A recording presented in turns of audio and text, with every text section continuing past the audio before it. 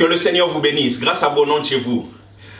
Alors, dans 1 Roi chapitre 19, on nous parle du prophète Élie.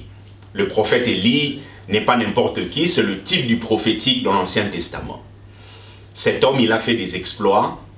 Lorsque vous lisez au chapitre 18, on nous montre combien il a fait descendre le feu.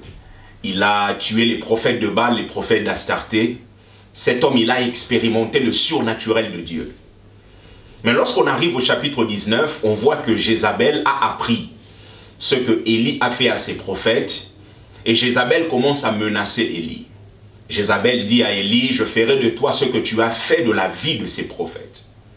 Et finalement, Élie prend panique, il commence à fuir. Et Élie devient un peu comme un dépressif.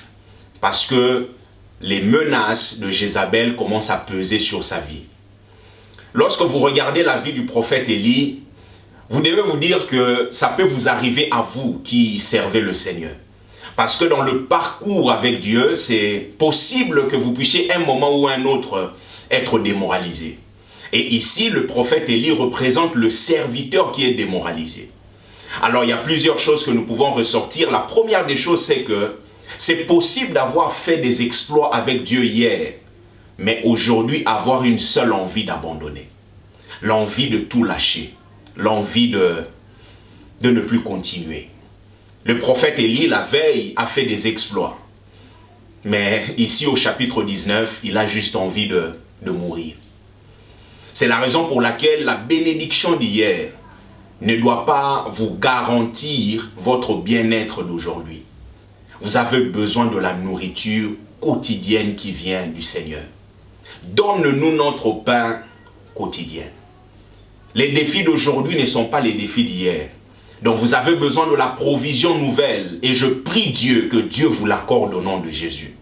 La deuxième des choses, c'est que le serviteur démoralisé, c'est celui qui s'éloigne de Dieu et s'éloigne de tous ceux qui peuvent l'aider.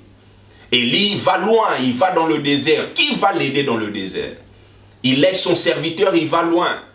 Très souvent, lorsque nous sommes démoralisés, nous avons simplement envie de nous isoler, aller loin de tout le monde.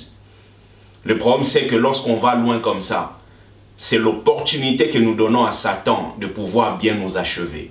Parce que Satan, s'il veut achever quelqu'un, la première des choses, il fait en sorte que cette personne puisse être isolée de tous ceux qui peuvent l'aider. Et en cette saison, quel que soit ce que vous pouvez vivre, quels que soient les défis de votre vie, bien-aimé, je prie Dieu que vous soyez bien entourés. La troisième des choses, lorsque vous êtes démoralisé, il y a une forme de contradiction qui vient dans votre vie. Le prophète Élie commence à demander la mort.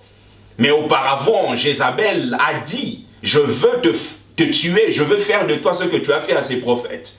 Jézabel veut te tuer. Pourquoi tu demandes la mort? Va chez Jézabel. Comme ça, Jézabel va te tuer et on va en finir là. Et c'est ça la particularité de celui qui est démoralisé. Il y a des contradictions qui arrivent dans sa vie. C'est la raison pour laquelle en cette saison, vous avez besoin d'être intègre. L'intégrité, le mot intégrité en hébreu, c'est le mot shalem, qui veut dire entier. Entier. En cette saison, soyez entier avec Dieu. Soyez entier avec Dieu. Vous savez, Dieu est un. Vous avez le Père, vous avez le Fils, le Saint-Esprit, les trois sont un. Et ce que Dieu nous demande, c'est que nous aussi, nous soyons un. Rappelez-vous de Salomon, la Bible déclare que lorsqu'il est allé chez les femmes étrangères, son cœur ne fut plus tout entier à l'Éternel. Le mot entier là, c'est le mot shalem. C'est-à-dire qu'il n'était plus entier, il n'était plus un. En cette saison, il y a des défis qui vont se présenter devant vous. Soyez un afin de pouvoir les affronter. C'est pour cela, vous allez voir lorsque Élie va fuir, un moment Dieu vient le voir, Élie, qu'est-ce que tu fais ici? C'est-à-dire que Élie, je veux que tu puisses affronter Jézabel. Mais pourquoi tu fuis? Bien-aimé, ne fuis pas. Tu as besoin de la provision par rapport aux défis du jour, mais ne fuis pas. Parce que l'Éternel est avec toi. Et tu es plus que vainqueur. Que Dieu te bénisse abondamment.